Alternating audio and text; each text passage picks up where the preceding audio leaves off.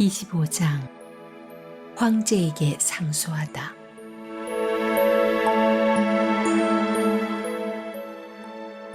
베스도가 총독의 임무를 수행하기 위해 가이사랴에 도착하고 나서 사흘 후에 예루살렘으로 올라갔다. 대제사장과 고위 지도자들이 바울에 대한 복수심을 다시 새롭게 다졌다. 그들은 호의를 베풀어 달라고 베스도에게 요청했다. 그들의 고발에 응해 바울을 예루살렘으로 보내달라고 한 것이다. 물론 거짓말이었다. 그들은 예전의 음모를 제기하여 길에 매복해 있다가 그를 죽일 참이었다. 베스도는 바울의 관할 구역은 가이사랴이며 자기도 며칠 후에 그리로 돌아갈 것이라고 대답했다. 그는 말했다. 그때 나와 함께 가서 그의 잘못을 마음껏 고발하시오. 베스도는 여드레 또는 열흘 후에 가이사랴로 돌아갔다. 이튿날 아침에 그는 법정에 앉아 바울을 불러들였다. 바울이 들어서는 순간 예루살렘에서 내려온 유대인들이 그에게 달려들어 온갖 과격한 고발을 퍼부었다. 그러나 그 중에 그들이 입증할 수 있는 것은 하나도 없었다. 이어서 바울이 증언대에 서서 간단히 말했다. 나는 유대인의 종교나 성전이나 황제에게 아무것도 잘못한 것이 없습니다. 그뿐입니다.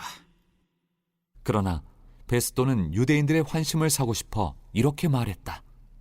그대가 예루살렘으로 올라가 거기서 재판을 받으면 어떻겠소?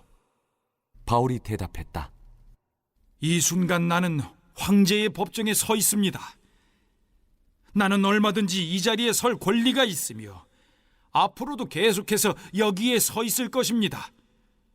나는 유대인들에게 아무것도 잘못한 것이 없으며 총독께서도 나만큼이나 그 사실을 잘 아십니다. 만일 내가 범죄를 저질러 사형을 받아 마땅하다면 기한을 정하십시오. 달게 받겠습니다.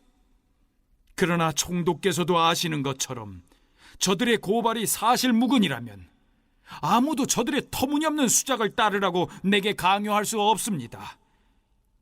여기서 이만큼 시간을 허비한 것으로 충분합니다. 나는 황제에게 상소합니다. 베스도가 참모들과 잠시 이야기를 나눈 뒤에 평결을 내렸다. 그대가 황제에게 상소했으니 그대는 황제에게 갈 것이오. 며칠 후 아그리빠 왕과 그의 아내 버니게가 새로 부임한 베스도를 환영하려고 가이사랴를 방문했다. 수일 후에 베스도가 아그리빠 왕에게 바울 사건을 거론했다. 벨릭스가 두고 간 죄수 하나가 여기 내 관할 하에 있습니다. 내가 예루살렘에 갔을 때 대제사장과 유대인 지도자들이 그를 고발하는 죄목을 잔뜩 대면서 내게 사형 선고를 내려주기를 바랐습니다. 나는 그들에게 우리 로마 사람들은 그런 식으로 하지 않는다고 말했습니다. 고발당했다는 이유만으로 사람을 판결하지 않으며 반드시 피고에게 원고와 대면에 자신을 변호할 기회를 준다고 말했습니다. 그래서 그들이 여기로 내려왔을 때 나는 곧바로 그 사건을 조사했습니다. 법정에 앉아 그 사람을 증언대에 세웠습니다. 원고들이 사정없이 그를 공격했으나 그들의 고발은 고작 자기네 종교와 피고가 살아있다고 주장하는 예수라 하는 죽은 사람에 대한 논쟁이었습니다. 나는 여기 새로 부임한 데다 이런 사건에 관련된 사항도 모르는 터라 그에게 예루살렘에 가서 재판을 받겠느냐고 물었습니다. 그는 거절하면서 최고 법정의 황제 앞에서 재판받기를 요청했습니다. 그래서 나는 로마에 있는 황제에게 그를 보낼 때까지 다시 수감해 두도록 명령했습니다. 아그리빠가 말했다. 내가 그 사람을 보고 그의 이야기를 들어보고 싶습니다. 베스도가 말했다. 좋습니다. 아침에 가장 먼저 불러드릴 테니 직접 들어보십시오. 이튿날에 가이사랴의 주요 인사들이 모두 대연회장에 모였고 군 고위 장교들도 함께 왔다. 아그리빠와 버니게가 성대하고 위엄있게 입장해 자리를 잡았다. 베스도가 바울을 데려오라고 명령했다. 베스도가 말했다. 아그리빠 왕과 귀빈 여러분, 이 사람을 잘 보십시오. 많은 유대인들이 예루살렘에서 시작해 이제는 여기서도 그를 없애달라고 나한테 청원했습니다. 그들은 더없이 맹렬하게 그의 처형을 요구했습니다. 내가 조사해 보니 그는 아무 죄도 짓지 않았다는 판단이 섰습니다. 그는 황제 앞에서 재판받게 해달라고 요청했고 나는 그를 로마로 보내기로 승낙했습니다. 하지만 내 주이신 황제께 뭐라고 써야 하겠습니까? 유대인들이 내놓은 고발은 다 허위로 꾸민 것이고 그 밖에 내가 더 밝혀낸 것은 하나도 없습니다. 그래서 이렇게 여러분 앞에, 특별히 아그리빠 왕 앞에 그를 데려다 세운 것입니다. 제대로 된 소송에 어울리는 무언가를 건질 수 있을까 해서 말입니다. 죄수로 하여금 재판을 받게 그 먼 길을 보내면서 문서에 죄목 하나 적을 수 없다면 우스운 꼴이 될 것입니다. 베스도 총독은 부임한 지 3일 만에 예루살렘을 방문합니다. 그는 유대 지방이 문제의 소지가 많다는 것을 잘 알고 있었습니다. 그는 유대 종교 지도자들과 좋은 관계 맺기를 원했을 것입니다. 그런데 이 유대인들은 2년의 세월이 흘렀음에도 불구하고 바울 사건을 잊지 않고 있었습니다. 그래서 그들은 신임 총독이 부임하자마자 총독에게 바울 이야기를 다시 꺼냅니다. 그러나 그들에게는 다른 속셈이 있었죠. 그들은 바울을 예루살렘으로 보내달라고 요청한 후 매복해 있다가 길에서 죽이려는 음모를 꾸미고 있었습니다.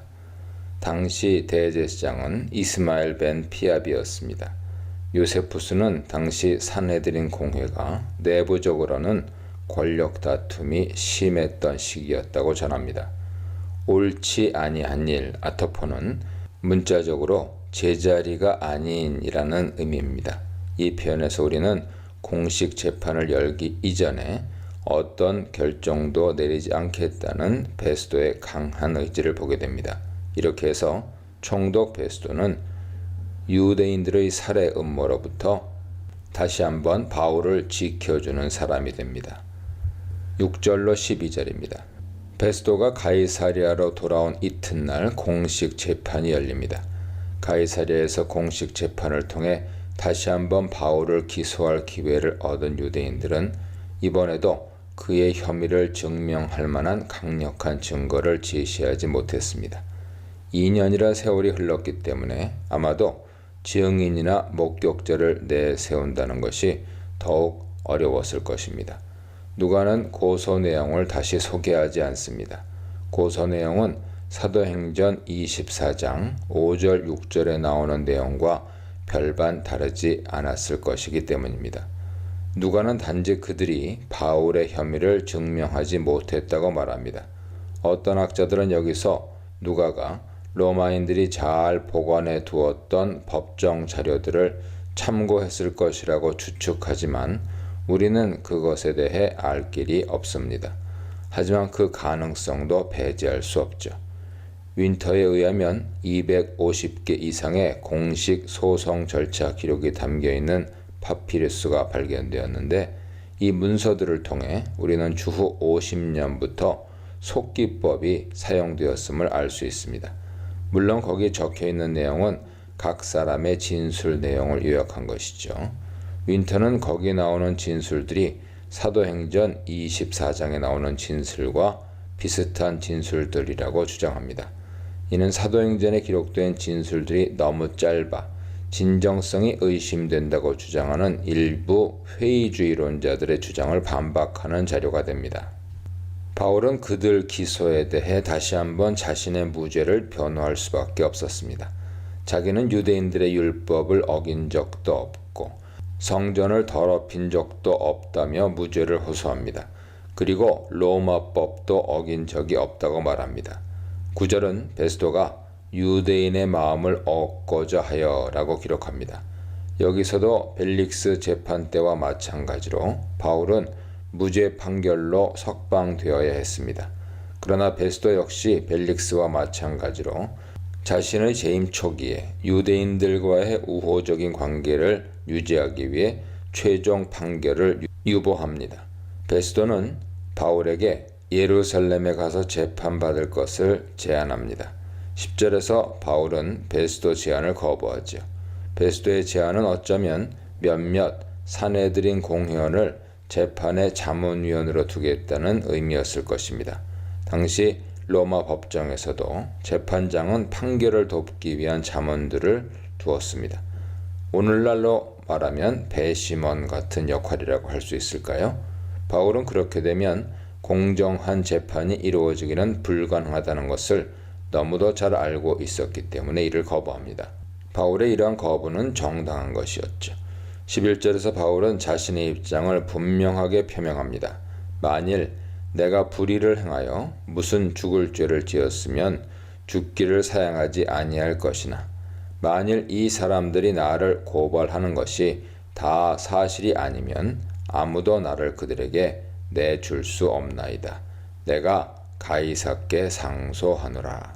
바울의 이 말에서 우리는 정의가 실현되기를 바라는 그의 마음을 엿볼 수 있습니다. 동시에 그가 자신의 무죄 판결을 내렸어야 했던 베스도의 행동을 암암리에 비판하는 것이라 볼 수도 있습니다. 12절에서 바울이 가이사께 상소하는 것은 공식적으로 로마 시민에게 어떤 판결이 내려지기 전에 황제에게 상소하는 것이죠. 이것을 법정 전문 용어로는 프로보카티오라고 부릅니다. 프로보카티오는 판결이 이미 내려진 후에 항소하는 아펠라티오와는 다른 절차죠. 과거의 전자는 공직자가 아닌 일반인들이 판결을 내렸던 반면 주후 1세기에 이르러서는 황제가 이 판결을 내리게 되었습니다. 사리에 사로잡힌 자들, 사명의 메인 바울에 대해 묵상해 보시기 바랍니다. 13절로 22절입니다.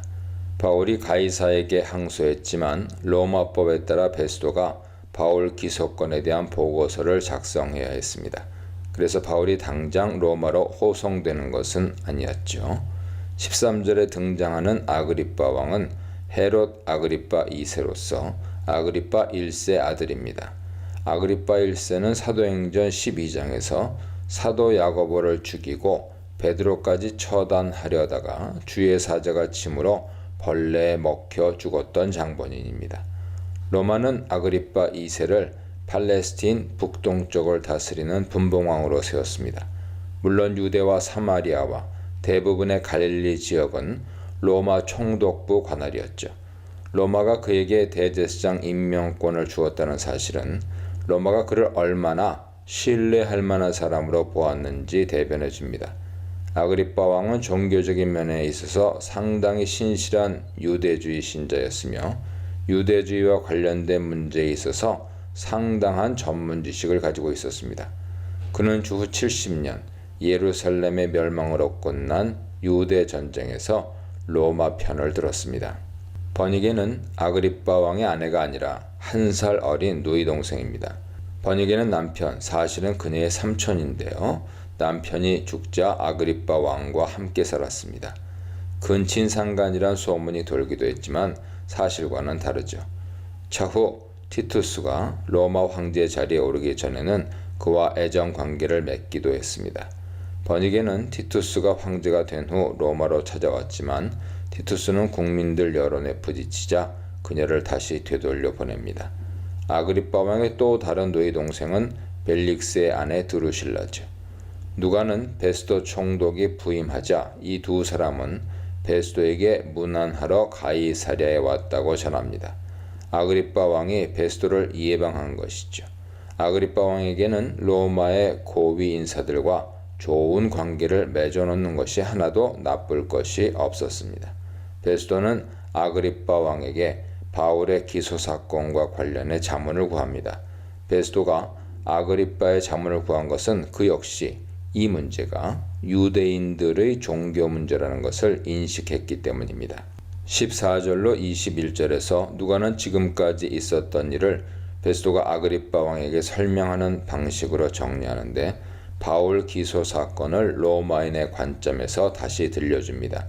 하나님의 율법을 철저히 지키며 산다고 자부하는 사람들이 오히려 음모를 꾸며 무지한 사람을 처단하려는 것을 하나님을 모르는 이방인들의 법이 저지하고 있다는 사실은 참으로 아이러니하죠.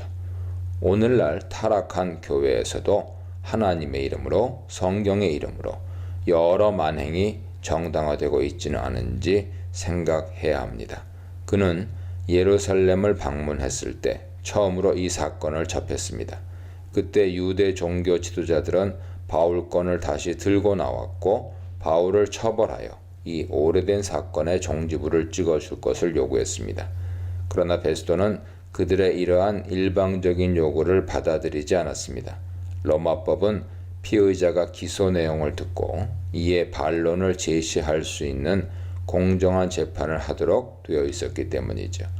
벨릭스 재임 기간 동안 어떤 일이 있었든지 간에 베스도는 정의를 실현한다는 차원에서 이 기소 사건을 다시 다룰 수밖에 없었습니다. 유대 종교 지도자들이 도착하자마자 베스도는 지체하지 아니하고 피고인을 당장 데려오라고 명했습니다. 누가는 여기서 신속하게 일을 처리하는 베스도의 모습과 선임자 벨릭스의 태평한 모습을 대조하고 있습니다. 베스도는 유대 종교 지도자들이 이렇게 강한 처벌을 요구한다면 피고인이 매우 심각한 죄를 범했을 것으로 생각했습니다.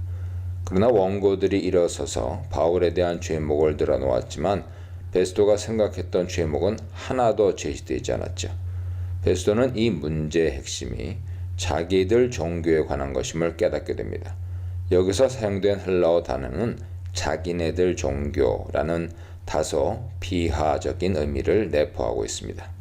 그러나 그것보다 더 중요한 이슈는 예수께서 죽은 자 가운데서 다시 부활했다는 바울의 주장이었습니다. 바울이 성전을 더럽혔다는 혐의는 문제 핵심에서 사라지고 부활이라는 주제가 문제 핵심으로 다시 자리 잡게 됩니다. 베스도는 부활에 대해서는 전혀 이해하는 바가 없었고 어떻게 부활이라는 주제가 고발 대상이 되었는지 이해하기 어렵다는 생각을 표명합니다. 그러나 사실 이 사건의 핵심은 바울이 예수의 부활을 전했기 때문에 일어났다는 것입니다. 사두개인들은 근본적으로 부활을 부인하고 바리새인들은 모든 자들의 최종 부활을 받아들이지만 예수의 부활은 수용하지 못하고 있었던 것이죠. 베스도는 이 사건의 핵심이 유대인들의 신앙과 관련이 있고 구체적으로는 예수라는 사람이 죽었는데 다시 살아났다는 바울 주장에 있다고 판단하였습니다. 베스도는 예루살렘에서 바울 건에 대한 재판을 열 것을 제안합니다. 사도행전 25장 9절에 나타난 그의 제안의 표면상의 이유는 유대인의 마음을 얻고자 하여였습니다. 그러나 베스도는 아그리빠 왕과의 사적인 대화에서 자신이 이 제안을 하게 된 동기는 피의자를 어떻게 처리할지 몰라 망설였기 때문이라고 말합니다. 그러나 분명한 것은 무죄 판결을 내려 피의자를 석방하기를 꺼렸기 때문에 그가 망설였다는 점이죠. 그런데 바울은 베스도 총독의 제안을 거부하고 로마 황제에게 항소하기로 결정합니다. 누가는 바울이 황제의 판결을 받도록 자기를 지켜주기를 호소했다고 기록합니다. 바울은 유대인들로부터 로마 정부가 자신을 보호해 주기를 원했으며 로마의 최고 사법기구가 자신에게 무죄 판결을 내려 자신의 신앙을 자유롭게 표출하고 전파할 수 있도록 해주기를 원했습니다. 아그리빠 왕은 자기도 바울의 진술을 직접 들을 수 있는 기회를 얻기 원한다는 뜻을 전합니다. 이 사건에 대한 아그리빠 왕의 관심은 아마도 지금까지 진행된 이야기를 베스도로부터 전해 들으면서 생겼을 수도 있지만 이미 소문을 통해 어느 정도 알고 있었을 수도 있습니다. 베스도는 아그리빠 왕의 제안을 흔쾌히 받아들였습니다. 아그리빠 왕은 예수를 면담한 헤롯 안티파스처럼 이 사건에 대한 호기심이 발동한 것으로 보입니다. 이튿날 바로 바울을 면담할 기회가 주어집니다.